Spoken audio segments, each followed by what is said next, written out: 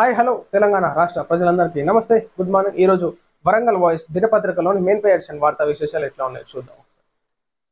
So ప్రజలందరూ దయచేసి వీడియోని లైక్ చేసి షేర్ చేయవలసిందిగా, మమ్మల్ని కూడా సపోర్ట్ చేయవలసిందిగా కోరుతాను. ఈ వార్తా వివరాల్లోకి వెళ్దాం. ఎమ్మెల్సీ ఆశలు టికెట్ రేసులో పలువురు ప్రముఖులు, లాబింగ్ చేస్తున్న నేతలు. ఆదివారం ఢిల్లీకి సీఎం పార్టీ ముఖ్యులు. 5 ఎమ్మెల్సీ స్థానాలకు 20 పోలింగ్. సోమవారంతో ముగియనున్న నామినేషన్ల ప్రక్రియ.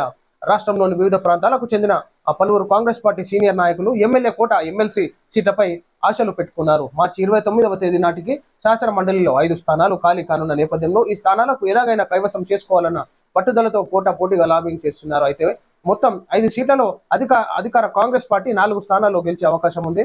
దీంతో అధికార పార్టీలో ఆశావాహులు తాకిడి ఎక్కువైంది. టికెట్ కోసం ఎవరు ప్రయత్నాలు వారే చేస్తున్నారు. ఎమ్మెల్సీ రేసులు జీవన్ రెడ్డి, జగ్గారెడ్డి, వేం నరేందర్ రెడ్డి, సామ రామ్మోహన్ రెడ్డి, జట్టి కుసుమ కుమార్ రావు, హర్కర వేణుగోపాలరావు, అంజన్ కుమార్ యాదవ్, చరణ్ కౌశిక్, సునీతారావు, సరితా యాదవ్ పేర్లు ప్రముఖంగా వినిపిస్తున్నాయి.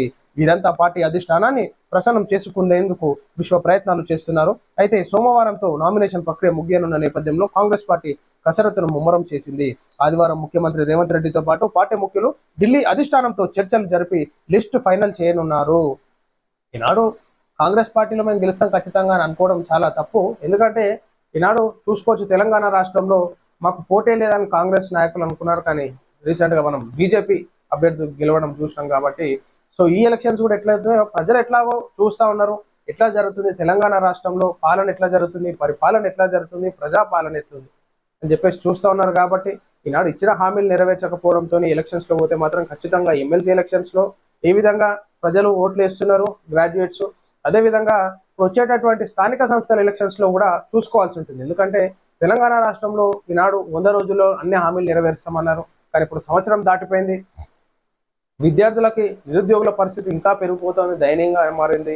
ఈనాడు రైతన్నల పరిస్థితి, రుణమాఫీ అది చూసుకోవచ్చు. మనం కళ్యాణ లక్ష్మి కింద 2 తులాల బంగారం ఇస్తామన్నారు, అదేమైంది. సో ఇదొకటి ప్రతి ఒక్కటి ప్రజలు ఆలోచిస్తున్నారు. ఈనాడు రియల్ ఎస్టేట్ వ్యవస్థ కూడా ఎట్లా కుదేలైంది అనేది.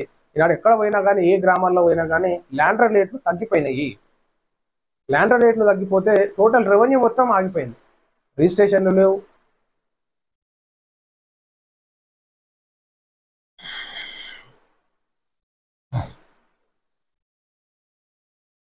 పాఠకులకు, ప్రకటనకర్తలకు ప్రతి ఒక్కరికి అంతర్జాతీయ మహిళా దినోత్సవ శుభాకాంక్షలు.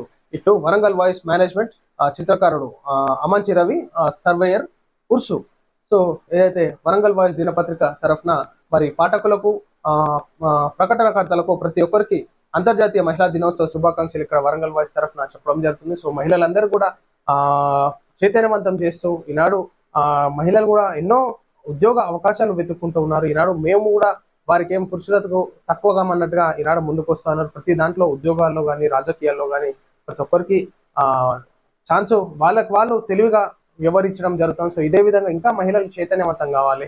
ఇంట్లో ఉండి వంట రూమ్లకే పరిమితం కాకుండా ప్రతి దాంట్లో ఈనాడు ముందుకొచ్చి స్పోర్ట్స్లో అయితేనేమి, యాక్టివిటీస్లో అయితేనేమి ప్రతి దాంట్లో ముందున్నారు. సో ఇదే విధంగా మహిళలు డెవలప్మెంట్ కావాలని చెప్పేసి కోరుతాను.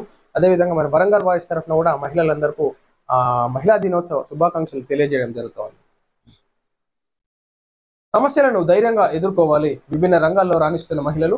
వరంగల్ జిల్లా ప్రధాన న్యాయమూర్తి బిబి నిర్మల గీతాంబ. సో మహిళలందరూ కూడా ఎందుకంటే ఎన్నో సమస్యలు వాళ్ళు చూస్తూ ఉంటారు. సో న్యాయమూర్తిగా ఉన్నారు కాబట్టి నిర్మల గీతాంబ గారు సో మహిళలందరూ కూడా మహిళా దినోత్సవ శుభాకాంక్షలు తెలియజేస్తూ ధైర్యంగా అన్ని రంగాల్లో మనం ముందుకు ఉండాలన్నట్టుగా ఇక్కడ ఎంకరేజ్మెంట్, మోటివేషనల్ గా చెప్పడం జరిగింది.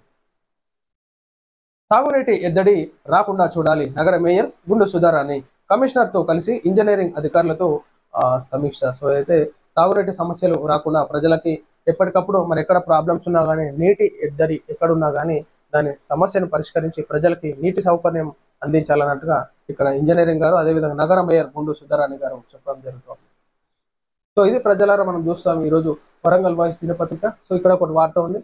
వరంగల్ సిపిగా సన్ప్రీత్ సింగ్, ఈస్ట్ జోన్ డీసీపీగా అంకిత్ కుమార్. రాష్ట్రంలో 21 మంది ఐపీఎస్ల బదిలీ. ఎందుకంటే ఈ బదిలీలు చాలా ఇబ్బందికరంగా మారుతూ ఉంటుంది. ఎందుకంటే ఈ యాన్యువల్ పీరియడ్లలో అయితే వాళ్ళ విద్యార్థులని కొంచెం ఎడ్యుకేషన్ చదివించడం కానీ మరలా షిఫ్ట్ అయ్యేటప్పుడు మళ్ళీ ఇబ్బందికరంగా మారుతూ ఉంటుంది. సో వారికి ఈ పీరియడ్లో కాకుండా ఏమన్నా ఉంటే ఎడ్యుకేషన్ పీరియడ్ కంప్లీట్ అయినప్పుడు హాలిడేస్ టైంలలో షిఫ్టింగ్స్ చేస్తే బాగుంటుంది. ఎందుకంటే వాళ్ళు కూడా ఒక అధికారికంగా వాళ్ళు కూడా ఎన్నో ఇబ్బందులు పడాల్సి ఉంటుంది కాబట్టి కొన్ని నిర్ణయాలు సరైన నిర్ణయాలు తీసుకుంటే బాగుంటుంది. సో ఇది ప్రజలారా మనం చూస్తూ ఉంటాం. ఈనాడు వరంగల్ వాయిస్ దినపత్రికలోని మెయిన్ పేజ్ ఎడిషన్ వార్తా విశేషాలు. ఇక పబ్లిక్ అందరూ సపోర్ట్ చేసి ఈ యొక్క సోషల్ మీడియాస్లో వరంగల్ వాయిస్ దినపత్రికని షేర్ చేయవలసిందిగా కోరుతాం. అందరికీ సెలవు. నమస్తే.